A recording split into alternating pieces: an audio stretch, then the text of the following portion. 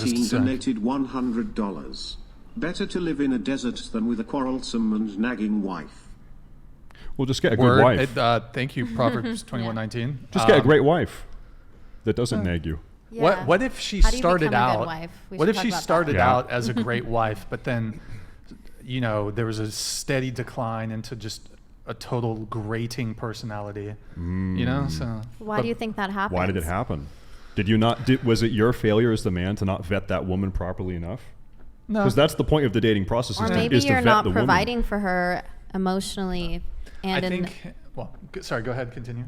Maybe you're not fulfilling all the duties that you should be as a husband, and so she feels a lack because of that.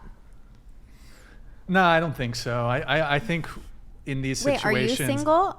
I think in these situations, the man is never to blame in these. No, I'm kidding. Yeah. I'd say it's hard to attribute who's to blame in these situations, but it's often a complaint that you hear from men about their partner being.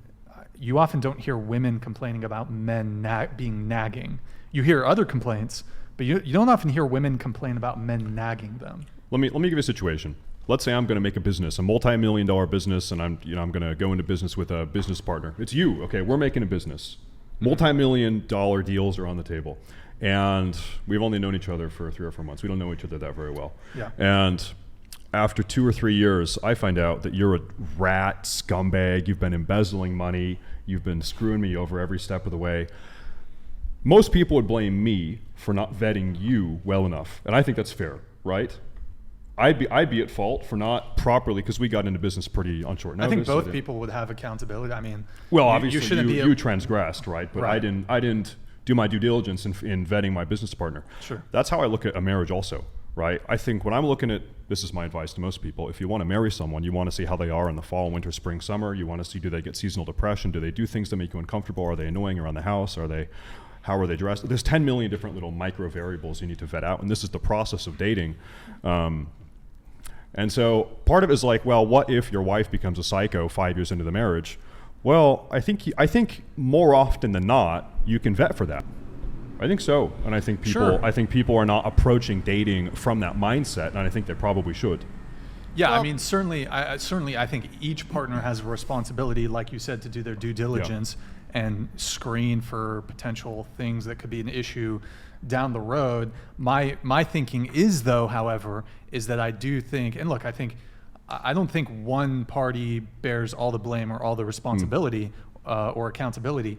I do think, though, that there's a potential, once you've been put, for example, and I think this is typically when it comes to the women, once you've secured the bag, aka wedding, marriage, it kind of does give an opportunity for potentially either partner to start feeling a little comfortable in that relation, and comfortable in a bad way, So, for example, comfortable disrespecting your partner potentially. So. That's why you need boundaries. Word.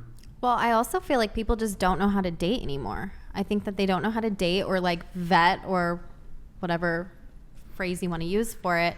And I think that people use people, especially in our society right now. Like, women oftentimes will use guys for attention or for money or for comfort or whatever it is. And men use women for their bodies and also for comfort. And we have this society that's so conditioned to using people instead of loving people. And if we dated with the mindset, I want to get to know this person, I see their dignity and their value, and I want to see if this person is a potential life partner for me and invest in them, I think that we would have different outcomes. But unfortunately, because of our selfish society, people are dating to use people instead of dating to love them and dating to commit to them long term.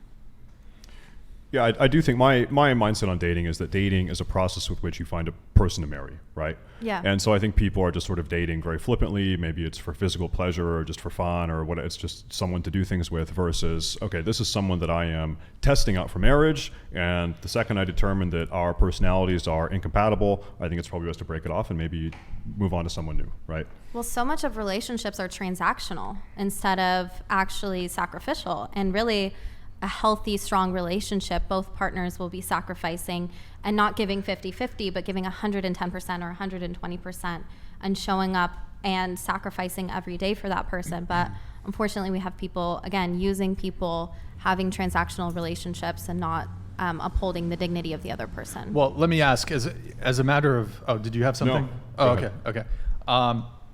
In terms of proportion, who do you think is more likely, just on a gender level, who do you think is more likely to be a user? Because you mentioned a lot of people are approaching relationships in the transactional way. Men. You think men are more likely to be using than women? Okay, using women, or do you think, or using relationships?